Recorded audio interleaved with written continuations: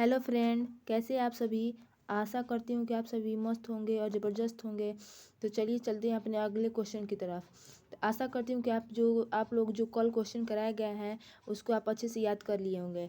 तो चलते हैं अपने अगले क्वेश्चन की तरफ। अगला क्वेश्चन है हमारा 61 क्वेश्चन कर रहा है, सांची का महान स्तूप कहाँ स्थित है। तो ये शायद पीछे मैं क्वेश्चन करा चुकी हूँ क्योंकि ये प्रीवियस ईयर क्वेश्चन है और इसीलिए दोबारा से आ गया है। तो चलिए इसको भी बता देते हैं। सांची का महान स्तूप कहाँ स्थित है। तो ये आपका मध्य प्रदेश में स्थित है, इसीलिए इसका बी ऑप्शन राइट हो जाएगा। चलिए चलते हैं अपने अगले क्वेश्चन। उज्जैन का प्राचीन काल में क्या नाम था। तो उज्जैन का प्राचीन काल में नाम आपका अवंतिका था, ठीक ना। अच्छे से याद रखिएगा, उज्जैन का अवंतिका था। अगला क्वेश्चन है आपका, उत्तर प्रदेश में जैन एवं बौद्ध धर्मों का एक प्रसिद्ध तीर्थ स्थल कौन सा है। तो आपका ये हो जाएगा कौशाम्बी, जो कि जैन एवं बौद्ध धर्म के लिए प्रसिद्ध स्थल है। अगला क्वेश्चन है, श्री अरबिंदो आश्रम स्थित है, यानी कि कहाँ स्थित है। तो इसका डी ऑप्शन राइट हो जाएगा। देख सकते हैं आप सभी यहाँ पे है, डी ऑप्शन इसका राइट हो जाएगा, पौंडुचेरी, ठीक ना। तो चलिए चलते हैं अपने अगले क्वेश्चन की तरफ। अगला क्वेश्चन है, किस स्थान की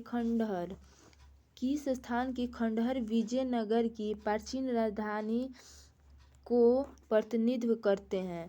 यानी कौन सा खंडहर विजयनगर की प्राचीन राजधानी को प्रतिनिधित्व करते हैं यानी प्रसिद्ध है, तो हम्पी, इसीलिए इसका सी ऑप्शन राइट हो जाएगा, ठीक ना। चलिए चलते हैं अपने अगले क्वेश्चन की तरफ। अगला क्वेश्चन है 66।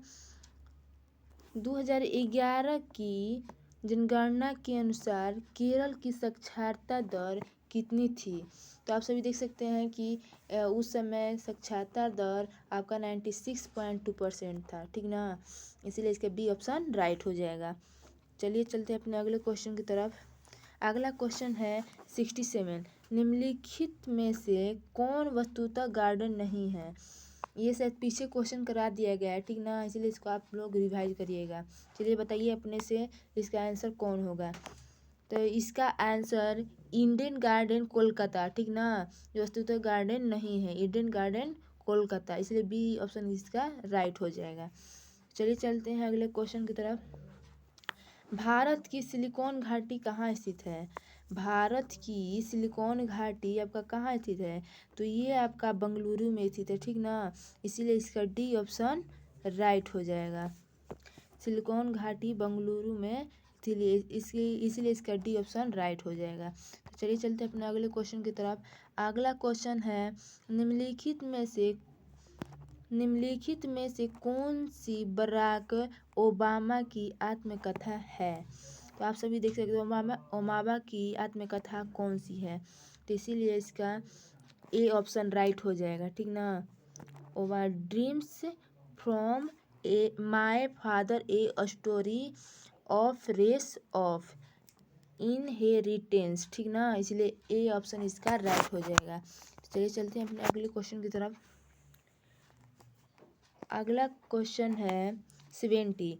भारत के किस राज्य में नटजली उत्सव मनाया जाता है। तो ये आपका तमिलनाडु में मनाया जाता है, ठीक ना। इसलिए इसका बी ऑप्शन राइट हो जाएगा। चलिए चलते हैं अपने अगले क्वेश्चन की तरफ। बोनालू देवी महाकाली की पूजा के लिए मनाया जाने वाला एक हिंदू त्योहार है। यह निम्नलिखित में से किस राज्य में मनाया जाता है। तो ये आपका असम में मनाया जाता है, ठीक ना। ये आपका तेलंगाना में मनाया जाता है, इसीलिए इसका डी ऑप्शन राइट हो जाएगा। ये आपका तेलंगाना में मनाया जाता है। चलिए चलते हैं अपने अगले क्वेश्चन की तरफ। निम्नलिखित भारतीय नर्तकियों में से कौन भारतीय इतिहास की पहली महिला थी जिन्हें राज्यसभा के सदस्य के रूप में नामित किया गया था। तो ये राज्यसभा की पहली महिला सदस्य रुक्मणी देवी अरुणडेल थी। कौन, रुक्मणी देवी अरुणडेल थी, ठीक ना। इसीलिए इसका ए ऑप्शन राइट हो जाएगा। तो चलिए चलते हैं अपने अगले क्वेश्चन की तरफ।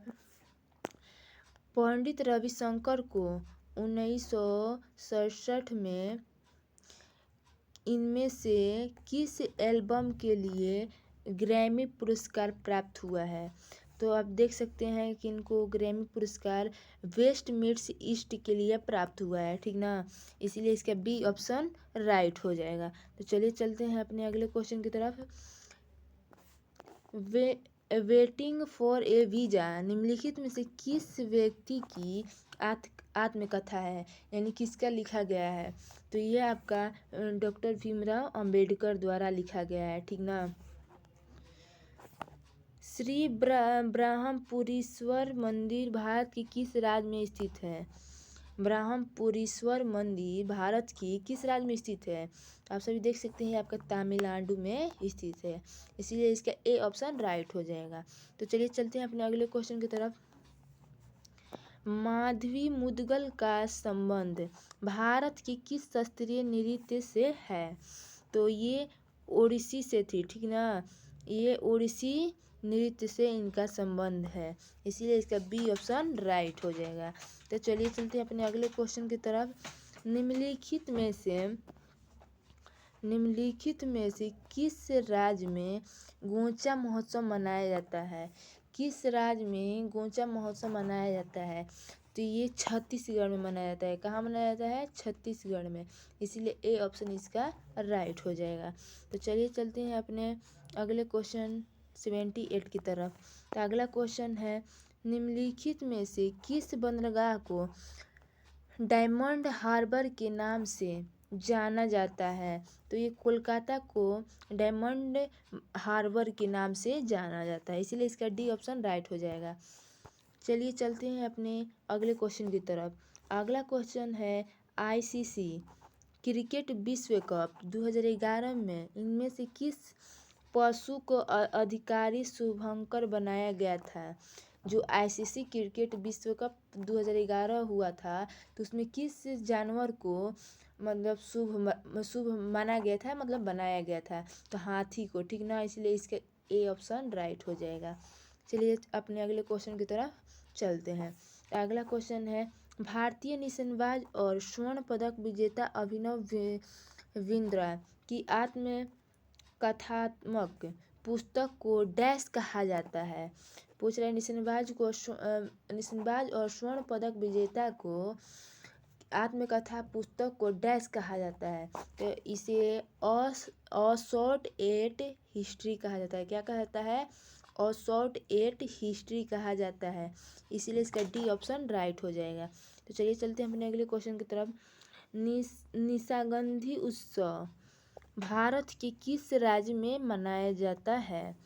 तो ये आपका केरल में मनाया जाता है। कहाँ? केरल में, इसीलिए इसका सी ऑप्शन राइट हो जाएगा। तो चलिए चलते हैं अपने अगले क्वेश्चन की तरफ। अगला क्वेश्चन है, प्रसिद्ध गीत ए मेरे वतन के लोगों मूल रूप से किसने लिखा था? तो कवि प्रदीप ने लिखा था, ठीक।